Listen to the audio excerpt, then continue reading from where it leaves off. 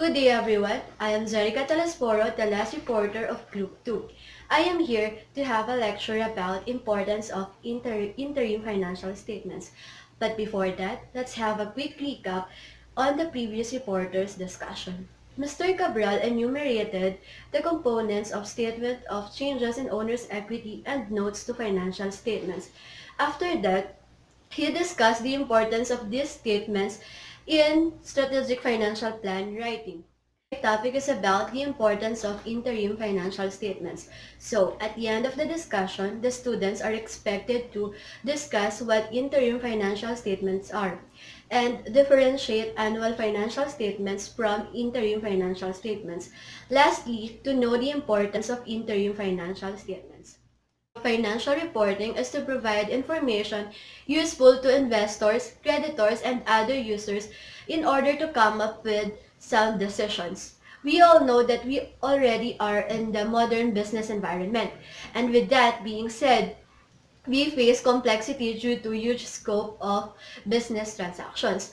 Therefore, annual data becomes now insufficient in evaluating the firm's financial performance. Just financial reporting should continuously measure and report the firm's progress and provide information on a less annual basis, and this is for the benefit of shareholders and other external users.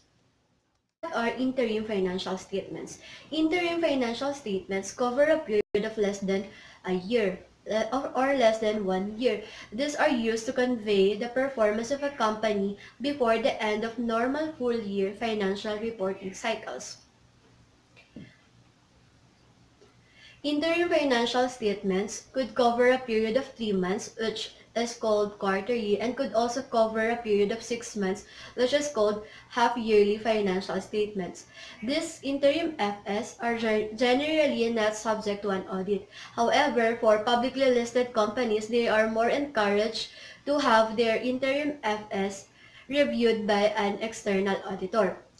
Interim financial statements contain the same document as will be found in the annual financial statements. Know the difference between annual FS and interim FS.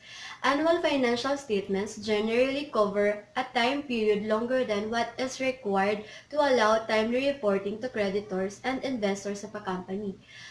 On the other hand, interim FS cover a period of less than a year. Financial statements are generally unaudited, and for that case, it should be labeled unaudited for the statement users to avoid misleading. The same accounting policies should be applied in the interim report as in the most recent annual financial statement, and special disclosures should be provided in the case that an accounting policy has been changed. Interim statements offer a timelier look into an entity's operations rather than waiting until year-end statements, which, by the way, do not officially become available 4 months after year-end close. Why are interim financial statements important? These statements provide users with more current information for use in assessing the performance of an entity. Second, it supplements the annual report. The data contained in the interim financial statements can project the company's performance in the near future.